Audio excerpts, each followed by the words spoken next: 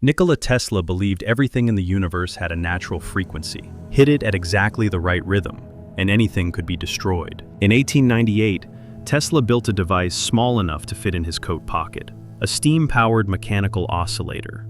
It could produce rhythmic pulses at a precise, adjustable frequency. Tesla called it his oscillator. He believed it was the most dangerous thing he had ever made. He attached the oscillator to the iron support column in the center of his New York City lab. He switched it on. At first, nothing. Then a low hum. He adjusted the frequency. The column began to vibrate, then the floor, then the walls. Plaster cracked from the ceiling. Beakers shattered on the floor. A heavy bookcase leaned forward and crashed. The iron skeleton of the building was resonating, vibrating at its natural frequency. Tesla had found the exact pitch that no engineer was ever supposed to find. The entire structure was beginning to shake itself apart. The vibrations traveled through the ground. Surrounding buildings began shaking. Windows shattered up and down the street. Pedestrians stumbled and grabbed lampposts to stay upright. A horse reared and overturned its cart. A water main cracked beneath the road. People poured into the streets. They had no idea what was happening. They only knew the ground was moving. Police whistles echoed across the neighborhood. Firefighters ran toward the source. Nobody suspected a single man in a laboratory. Tesla suddenly understood what was happening.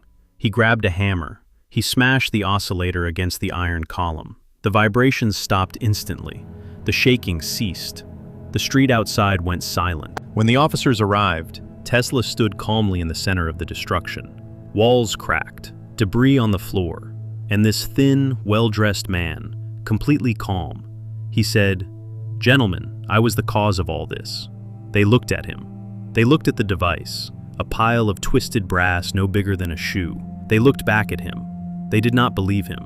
A man that small could not have done damage that large. That was precisely what Tesla had always understood, and nobody else had. Later, Tesla made a bolder claim. He said a larger version, tuned precisely and run long enough, could crack the Earth's crust like an eggshell. He said he could split the planet in two, in about 3 weeks. A larger version was never built. It was never tested. The math was never fully verified. No government funded it. No university studied it. No one proved him right. No one proved him wrong. But Tesla believed it completely, with the same certainty that he believed in alternating current, in wireless transmission, in ideas that the world called impossible until they weren't. The man who lit the world also believed he could end it, with a device the size of an alarm clock, that he held in his hand, in a rented laboratory, on Houston Street, in New York City.